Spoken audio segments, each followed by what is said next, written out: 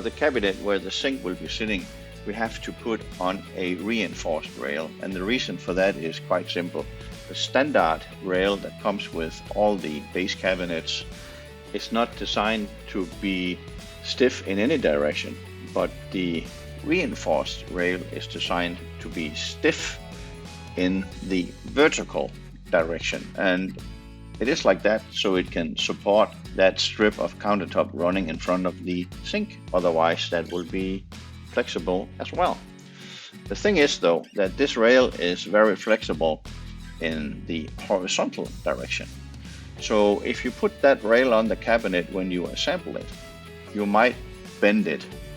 And it's not a big problem because you can pull it back and straighten it out while it's sitting in the cabinet. But just in order not to have to do all that, you can put on the regular rail to begin with, and then when the cabinet for the sink is fully installed, you can take that regular rail off and put on the reinforced rail. By doing it in that order, you will not bend the reinforced rail when you handle the cabinet. In this picture, the regular rail is installed in the cabinet, and the reinforced rail is just sitting there next to it, not installed yet. So what I will do is I will take off the regular rail and put on the reinforced rail.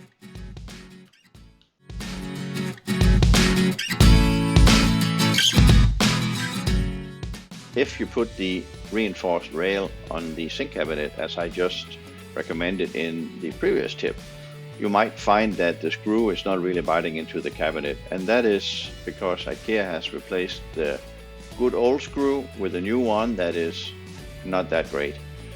And here's a way you can fix that if you like to. It's not that important, but I always do it because I like that rail to be sitting in the exact position where I want it.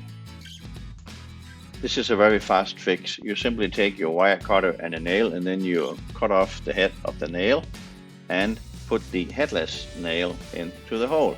Now the hole is a tiny bit smaller, and your screw will really bite into it, and your rail will be secured just as it should be.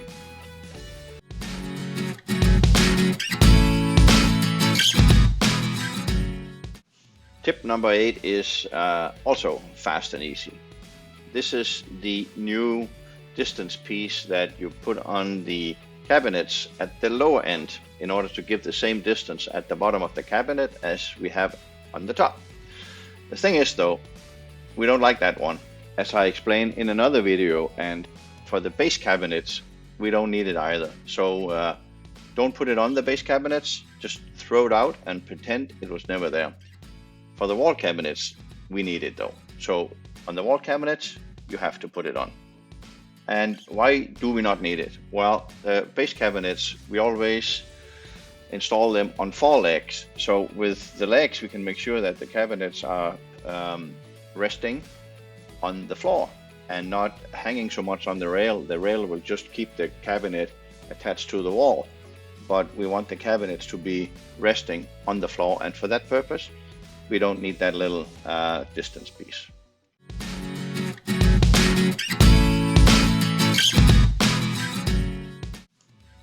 When you're leveling your base cabinets with a laser, as I explained in another video, it's very important that the legs closest to the wall are not touching the floor.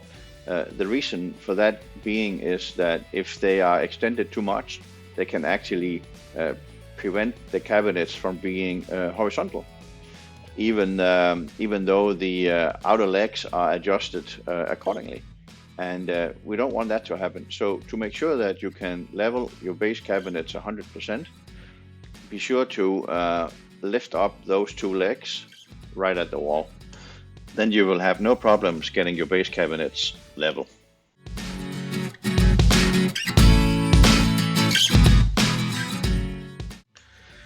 First things first, before you start any leveling work, whether it's the wall cabinets that have to be plumb or the base cabinets that have to be horizontal, you must lock in the cabinets onto the suspension rail. If you don't do that, they might shift in the vertical direction, and we cannot have that while we are trying to make them all level, right? So make sure to do that before you start any leveling work.